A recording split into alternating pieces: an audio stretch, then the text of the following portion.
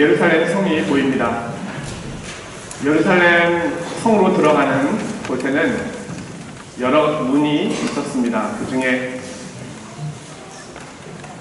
제물을 드리기 위해서, 특별히 양을 제물로 바치기 위해서 양이 판매되던 곳이 있었는데 그곳이 바로 양문이었습니다. 양문 곁에는 큰 못이 하나 있었습니다.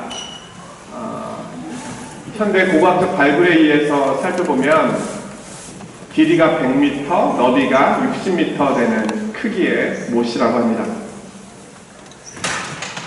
이 연못은 원래 빗물을 모아두었던 못이었다고 보여집니다. 근데 그 연못에 물이 가득 차면 가운데 부분에서 물이 빠지면서 솟아오르면서 물결이 출렁이기 시작하는데, 그럴 때 물에 치유 능력이 있다. 오늘 성경에 의하면 천사가 내려와 있는 것이다. 이렇게 생각을 했다는 것입니다.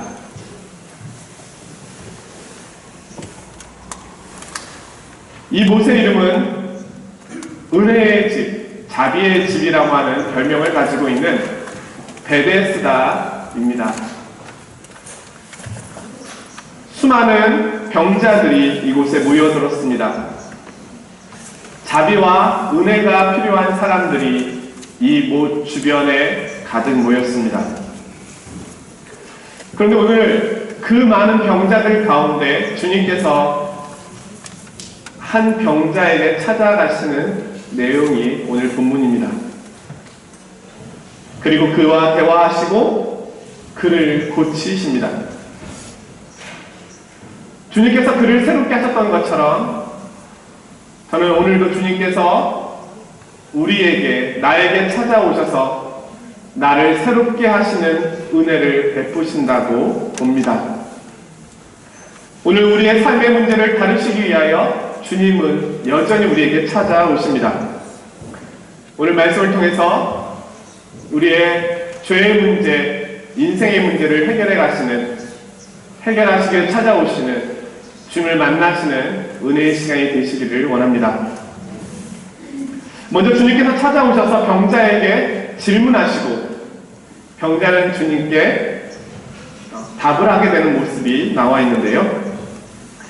주님께서 한 병자를 찾아가셔서 질문하십니다. 내가 낫고자 하느냐? 한마디로 너 낫고 싶냐? 고침을 받고 싶냐? 예수님의 치유 사역은 질문으로 시작되었습니다. 사실 이 질문은 어떤 면에서 말이 되지 않습니다. 이 병자는 38년 되었습니다. 38년 동안 자기 병을 고치기 위해서 그 주변에 모여 있었습니다. 기적이 나타나기를 그는 기다리고 있었습니다. 그런데 그가 낫고자 원한다는 것은 당연한 사실일 것입니다. 오늘 주님께서 그렇게 질문하신 이유와 목적을 살펴보기 위해서는 본문 전체를 이해해야 합니다. 이 질문을 했을 때 병자의 답변에 한번 귀를 기울여 보겠습니다. 내가 낫기를 원하느냐?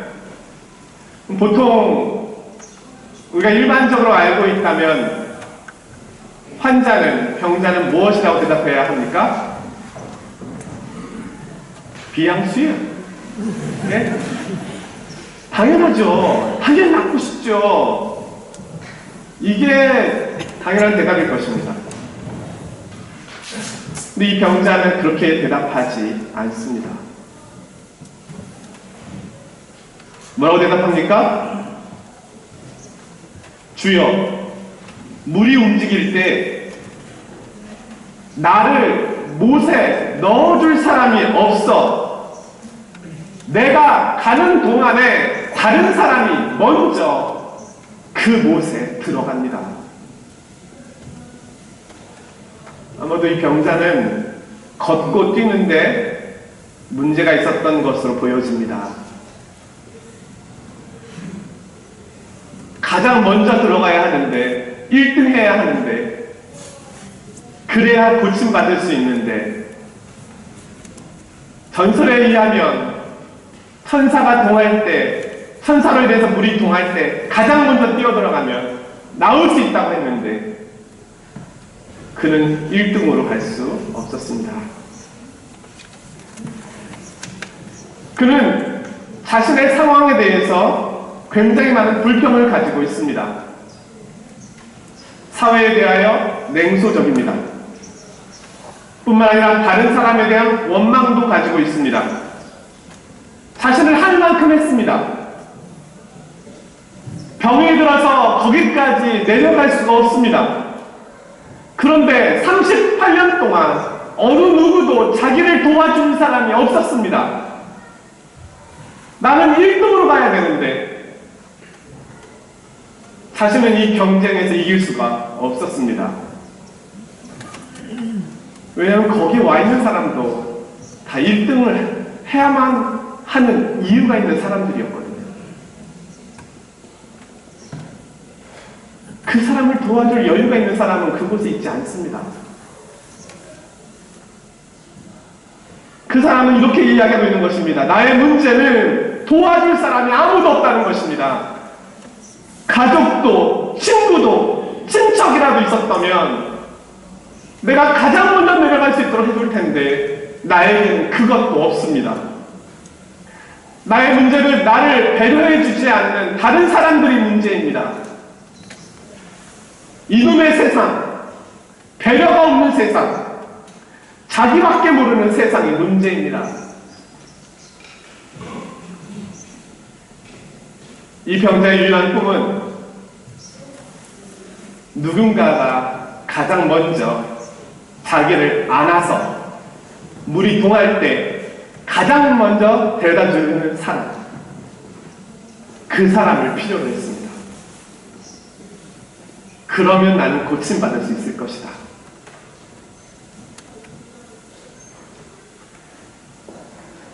그는 낫고자 하느냐라는 주님의 질문에 대하여 세상에 대한 원망, 대답보다는 자신이 처한 상황에 대하여 불평과 원망을 했습니다. 그런데 사실 이 병자의 답변은 오늘 우리가 주님께 드리는 대답과 다르지 않습니다. 오늘 우리는 여러 가지 인생의 문제를 가지고 주님께 나아옵니다. 그 문제는 오늘 이 병자처럼 38년 이상 된 문제일 수도 있습니다. 주님이 와서 우리에게 묻습니다. 사랑하는 자녀야, 낫기를 원하느냐?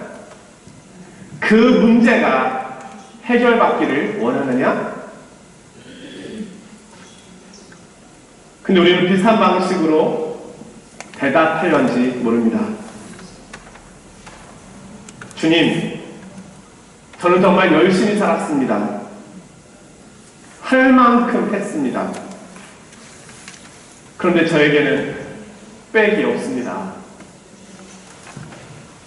저는 금수저가 아닙니다. 돈이 없습니다. 건강도 없습니다. 가족도 없습니다. 좋은 학벌도 없습니다. 저에게는 좋은 가정 환경이 없습니다. 저는 이 경쟁 사회에서 이길 수가 없습니다. 저는 1등 할 수가 없습니다. 저보다 더 빠르고 더 높이 더 멀리 가는 사람들이 주변에 가득합니다. 저는 시대를 잘못 타고났습니다. 저는 국가를 잘못 타고났습니다. 사람들은 자기밖에 모르는 이기적입니다. 세상은 더 나빠졌습니다. 아무도 저를 도와주려 하지 않습니다. 이것이 우리가 주님께 드리는 고백일 수도 있습니다. 그는 주님께 이렇게 이야기하였습니다. 내가 가는 동안 다른 사람이 먼저 내려갑니다. 저는 이 경쟁 사회 속에 경쟁이 되지 않습니다. 그러기에 저의 삶은 바뀔 수 없습니다. 새로워지지 않을 것입니다. 자, 이 병자의 질문, 주님의 질문에 대한 병자의 대답, 잘못되었나요?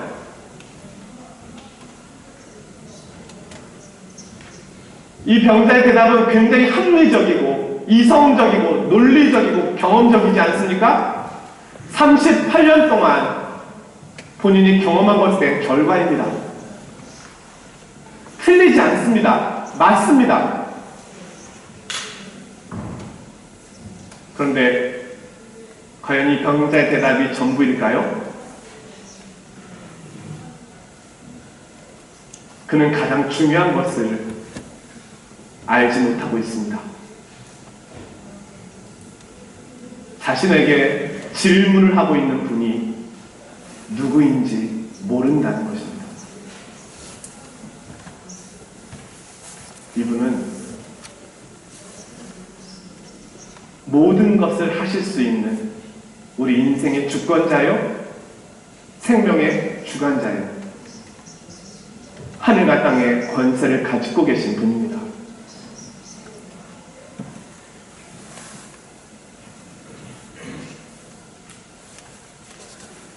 그는 경험적으로 자신의 삶에 대해서, 주변의 환경에 대해서 너무너무 냉철하고 분명하게 알고 있지만, 그러나 예수 그리스도의 능력을 모르고 있습니다. 자기 앞에서 질문하고 있는 그분이 누구인지를 모르고 있다는 것입니다. 어찌 보면 가장 안타까운 것이죠. 이분께 도움만 청하면 되잖아요. 이 병자는 그분을 만난 적이 없습니다. 그분을 체험한 적이 없습니다. 그분이 하나님의 아들이심을 모르고 있습니다. 오늘 성경에는 이 병자가 예수님을 주여라고 부르는 장면이 나옵니다. 그러나 이 말은 하나님의 아들이라고 하는 고백이 아니라 미스터라고 하는 말을 높여 부르는 말입니다. 선생님이라고 하는 말입니다.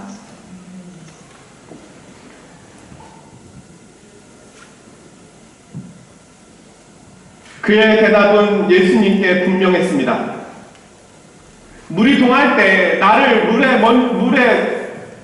데리고 가서 던져주는 사람이 없어서 제가 이 모양 이 꼴입니다. 그 얘기는 무엇입니까? 앞에 계신 분이 제발 날 좀 도와주십시오.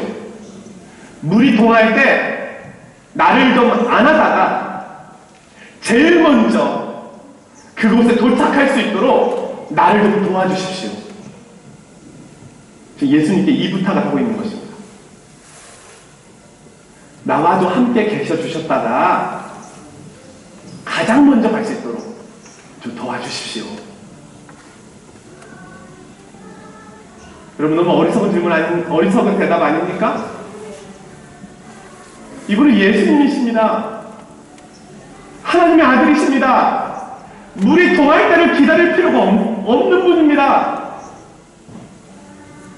1등을 하기 위해서 그 환자를 끌어안고 내려갈 필요가 없는 분입니다. 이분은 말씀 한마디면 이 병자의 삶의 문제를 한꺼번에 해결할 수 있는 능력의 주님입니다. 그런데 이 병자는 엉뚱한 걸 요구하고 있는 것입니다. 상상해 보십시오. 예수님께서 이 병자를 끌어안고 물이 동할 때까지 기다리고 있다가 이제 동했어요. 나랑 같이 가요. 하고 그를 부축하고 끌고 가는 모습을 상상해 보십시오. 이것은 병자가 상상하고 있는 일이겠죠? 얼마나 어리석은 모습입니까?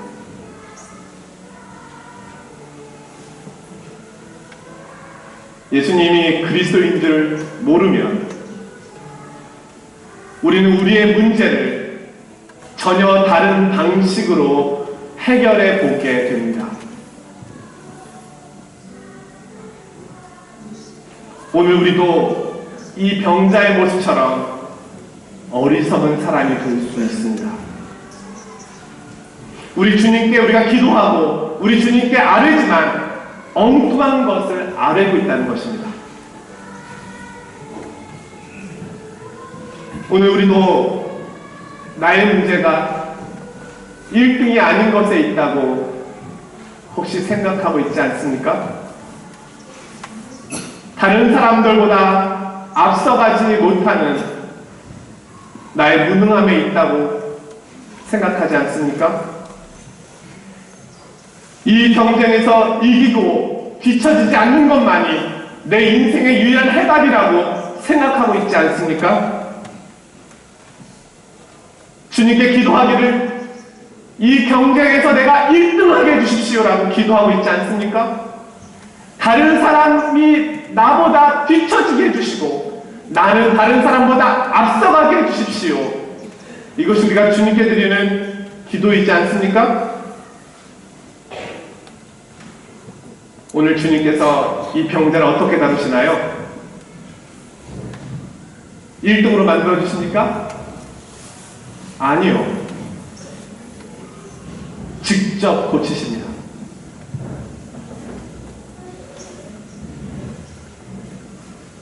더 좋은 방법으로 고치십니다. 가장 좋은 방법으로 고치십니다. 주님은 이 사람이 생각하고 있는 상황과 환경과 그 모든 판단이 문제의 본질이 아니라고 말씀합니다.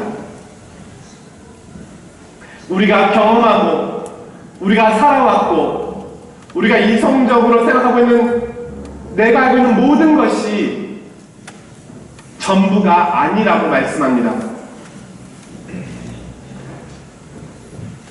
우리가 먼저 물에 들어가지 못해도 주님은 나를 고치실 수 있는 분입니다. 그분이 주님이시기 때문입니다.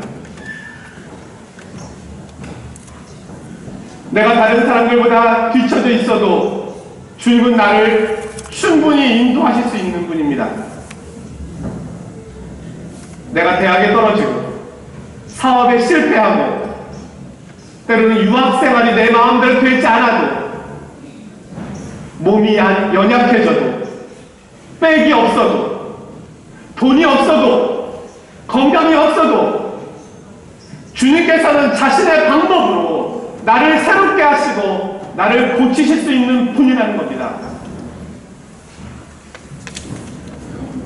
우리가 예수님이 어떤 분인지 알고 있다면, 분명하게 그분에 대한 신앙 고백이 있다면 우리는 내가 낫고자 하느냐라는 주님의 질문에 분명하게 대답할 수 있어야 할 것입니다. 어떻게 대답해야 할까요? 네, 주님. 주님께서는 모든 것이 가능하오니 나를 고쳐 주십시오. 나를 불쌍히 여겨 주십시오. 주님은 나의 생명의 인생의 주권자이십니다. 그렇게 고백해야 되는 거 아니겠습니까?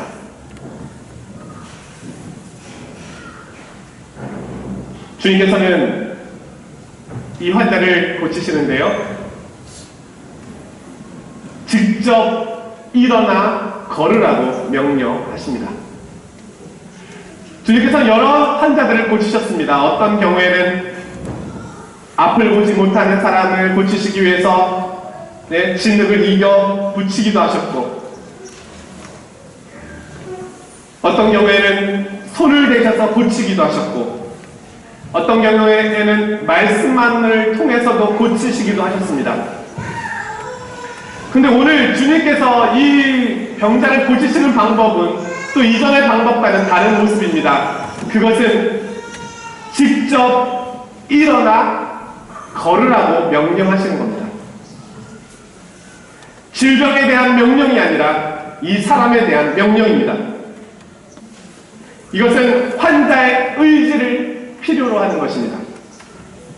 이 환자가 낫기 위해서는 예수님의 말씀을 믿고 순종함으로 자신이 의지를 다하여 일어나려고 하는 노력이 필요한 것입니다. 주님께서는 너의 힘을 다 쏟아서 한번 일어나 보아라. 나를 믿거든. 내 말에 순종할 준비가 되어 있거든. 그렇게 보아라. 이렇게 말씀하는 것이죠. 이것은 말씀하시는 분에 대한 믿음을 요청하는 것입니다. 정말 낫고자 하는 의지를 표현하라는 것이기도 합니다. 주님께서 말씀하시는 내용은 이것입니다. 네가 정말 낫고 싶다면 너의 문제를 나에게 전적으로 맡길 수 있겠느냐? 네가 정말 낫고 싶다면 내 말에 순종할 수 있겠느냐? 네가 정말 낫고자 원한다면 내가 너의 질병을 고칠 것이라고, 너를 새롭게 할 수 있는 유일한 분이라고 네가 고백할 수 있겠느냐? 정말로 너는 새로운 삶을 원하느냐? 정말 바뀌기를 원하느냐? 변화하고 싶으냐?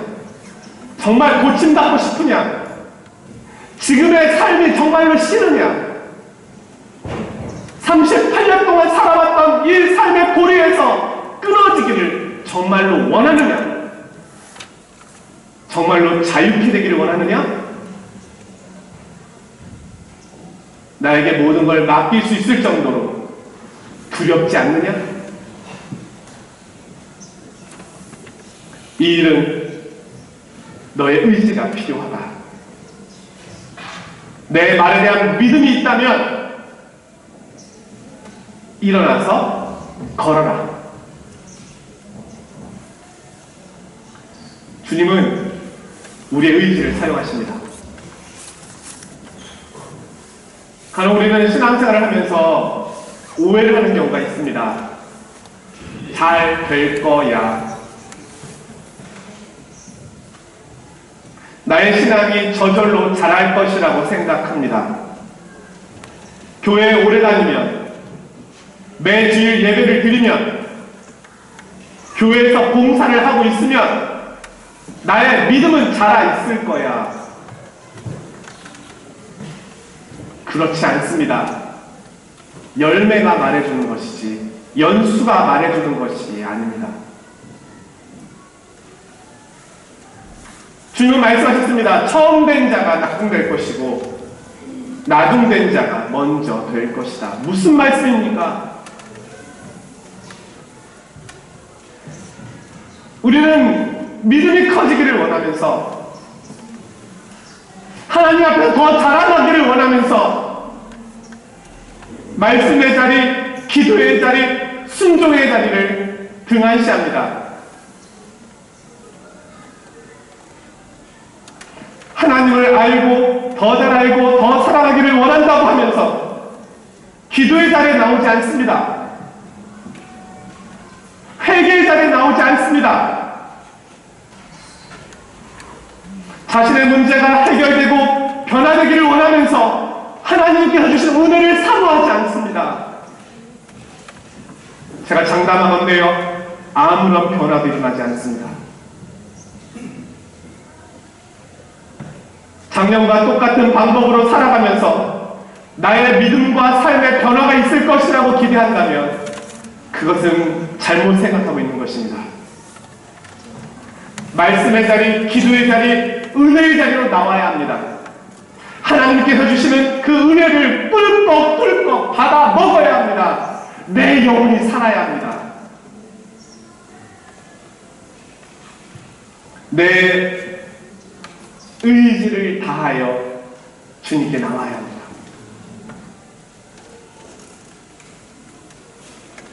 그것이 믿음입니다. 믿음은 나의 의지에 대한 행동을 요청하는 것입니다. 몇 년 전에 한국에서 더 테너 리리코 스핀토라고 하는 영화가 상영되었습니다. 저는 이 영화를 보면서 약 10년 전에 파리장로교회 찬양대 수련회 때 배재철 집사님의 다큐를 본 적이 있었기 때문에 이 영화의 주인공이 배재철 집사님이라고 알고 있었습니다. 그래서 이 영화를 기다렸고 가서 보게 되었습니다. 그는 아시아에서 100년에 한 명 나올까 말까한 최고의 목소리를 가진 오페라 가수였습니다. 네스트 파바로티. 파바로티의 뒤를 이을 사람이다라고 하는 평을 받았습니다.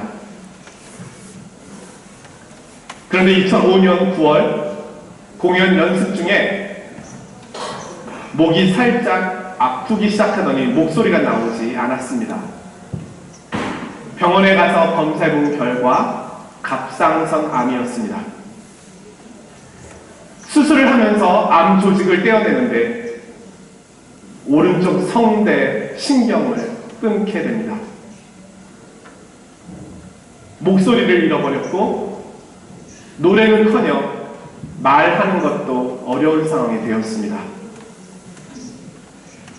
의사는 너무 냉정하게 이야기해 줬습니다. 당신이 이 상태로 노래한다는 것은 100m 단거리 선수가 한쪽 다리를 잃고 100m 경기를 뛰는 것과 같습니다. 당신은 안 됩니다. 그러나 그때 이분이 이런 고백을 합니다. 어렸을 때부터 나는 교회에 다녔지만 하나님을 만난 것은 이때였다. 내 목소리의 주인이 하나님이셨구나를 깨달았다. 많은 회개를 하게 되었다고 합니다. 그는 일본에 있는 성대 전문가를 찾아가서 다시 수술을 받습니다. 수많은 재활을 하고 훈련을 했지만 호흡이 너무 짧습니다. 높은 소리를 낼 수가 없습니다. 이전의 목소리의 30%도 회복이 되지 않습니다. 호흡을 늘렸으면 하는 바람으로 병원에 찾아가서 횡격막을 검사를 하는데 한쪽 횡격막이 기능을 멈추었기 때문에 긴 호흡을 한다는 것은 어렵다는 것입니다. 영화의 마지막에는 이런 자막이 나옵니다. 2008년 겨울 마비되었던 배제철의 오른쪽 횡격막이 조금씩 움직이는 기적이 시작되었다. 사람들이 그에게 묻습니다. 갑상선 암에 걸리기 이전 완벽했던 과거로 돌아가기를 원하십니까? 그가 말합니다.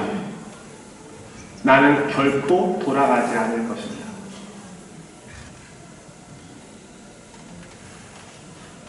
그는 자신이 원하는 방식으로 병고침을 받지 못했습니다. 그러나 그는 확신하고 있습니다. 하나님께서 원하시는 방식으로 나는 고침을 받고 있다.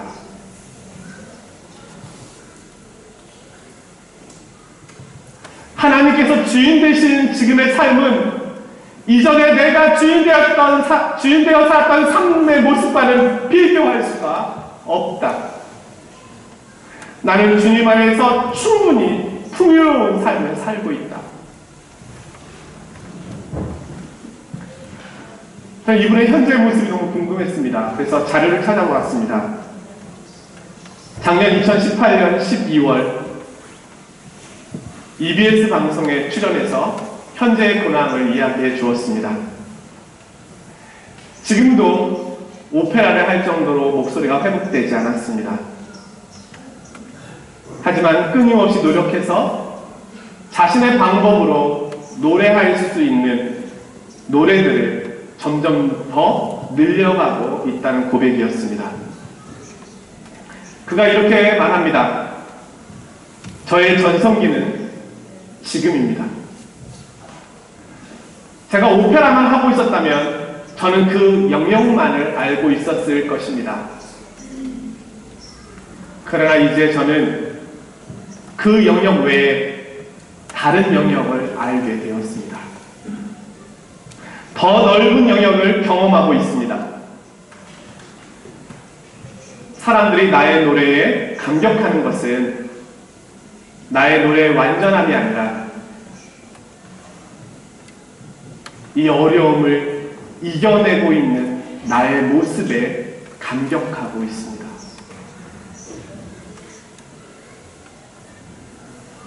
사랑하는 성도 여러분, 하나님이 정말로 내게 원하시는 것이 무엇일까요? 완전함입니까? 실수 없는 완전함입니까? 빈틈 없는 겁니까? 성공하는 것입니까?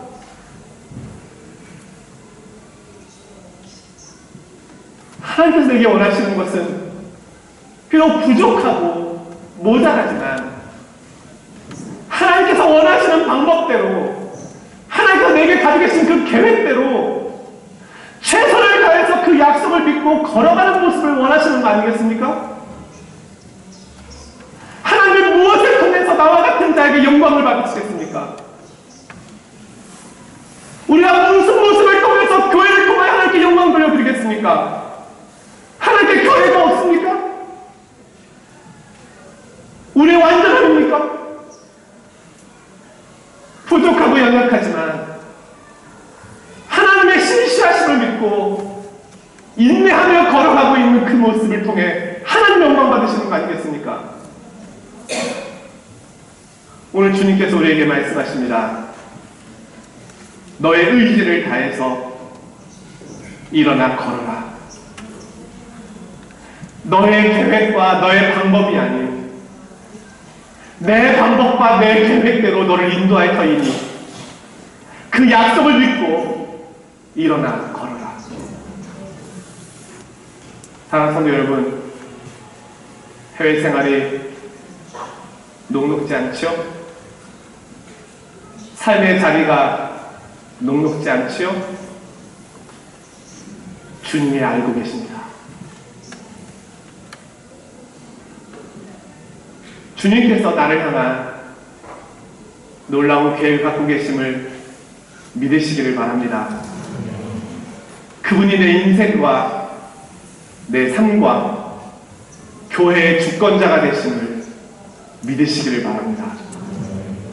그리고 우리의 의지를 다하여 주님께 순종함으로 그 말씀을 신뢰함으로 힘써 달려가시는 저와 여러분이 되시기를 주님의 이름으로 축원드립니다.